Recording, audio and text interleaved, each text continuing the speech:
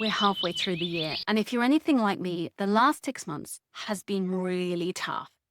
There have been launches that didn't work, health issues, and just stuff that felt really out of alignment. And I certainly have felt like the last 6 months, they've whizzed by. I don't quite know where the time has gone, but I haven't felt like I was fully in control of the situation. I felt like time was owning me rather than me necessarily feeling like, yes, I am in my flow. And so I really have used this point as a sort of way for me to say, right, I am going to take more control back into my life and feel like I'm more in a flow and abundance. Because when I'm out of alignment, things just feel off. And certainly I started the year with some really pretty serious health issues that completely knocked my spirit and it knocked my confidence, how I showed up. And I was feeling like, ugh. And while I still have some health issues ongoing, my attitude to them, my mental capacity, my feeling of how I feel about things has completely shifted. And so even if you are going through something challenging right now and you are feeling like completely overwhelmed or just frustrated or stuck or whatever it may be, that is knocking everything off kilter, you get to decide how you show up and you get to decide how you are going to present yourself to the world. And I always think of, when I'm in my most darkest moments, I think of Viktor Frankl and his book, Man's Search for Meaning, and the way that he found purpose in, the most bleakest, awfulest of situations in a Nazi concentration camp and how he survived because his mindset was, I am free to be able to think for myself, even though I'm physically and not free. And and so whatever you have going on, you have the capacity to change the dynamic of your life. And you have the capacity to change everything about your life if you choose it to. You own your story. So it can be a story of the cycle of like, oh God, you know, health issues, whatever it may be. Or it can be a story of overcoming those and how you are going to live the most beautiful life. And so that's your choice. And so for me, this point of mid year is an opportunity to reset, an opportunity to say, right, all of those goals and dreams that got shelved at the start of the year, what can I bring back? What is now in alignment for me? So I spent a few days really going through, what do I want in the next 6 months? What do I want in the next year?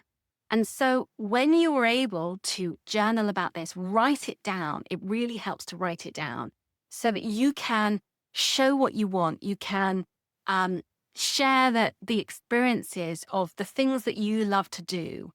And when you're able to do that, it feels like from a place of flow. So journaling and also then recognizing what is working. What do you want to get rid of? I was just doing a meditation this morning that was about clearing out the things that I want to say goodbye to. And it was a beautiful meditation. And one of the things you could put into the box was all the things that the relationships and the things that you wanted to say goodbye to, those experiences. And basically by putting it into a box and then just seeing it as light that just evaporates back into light, suddenly those experiences, they don't have the power over you. They don't have that same resonance and feeling of this is, completely awful and I can never get through this. You can get through whatever you have going on, but it's about this. It's about your mindset and your belief and your positivity. I am not saying that you, as Tony Robbins always says, that you don't have to see it that, just because there's weeds in the garden, you don't have to go around saying there's no weeds, there's no weeds, there's no weeds. What you do is you have to dig up those weeds, get rid of them, and then you can start allowing something new to flower, something beautiful that is meant for your life.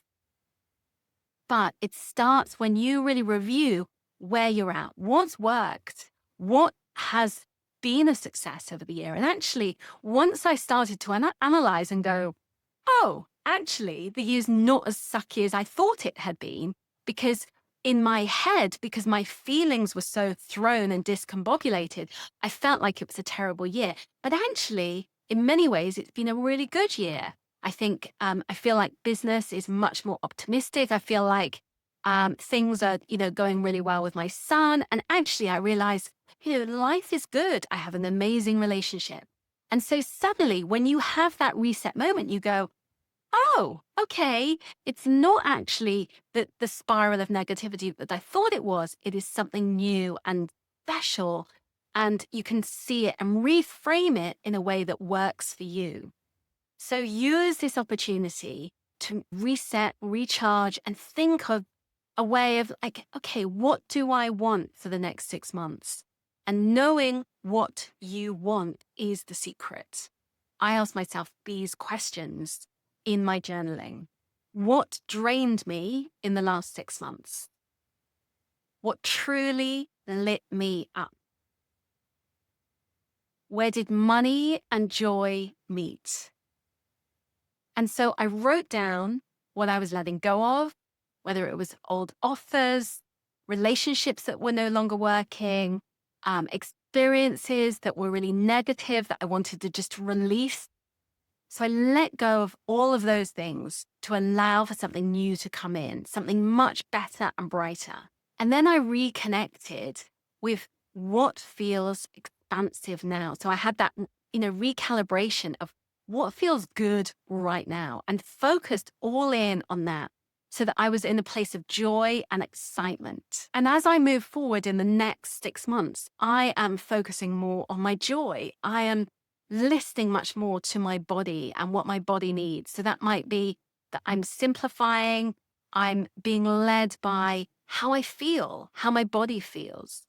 I'm listening more to the cycles. So whether it's like the moon cycle or, and I look up when is a full moon and I'm more creative and expansive. I'm filming this today on a full moon because I know that it's a place of energetic, just bubbling and thinking of things differently. And it's expansive.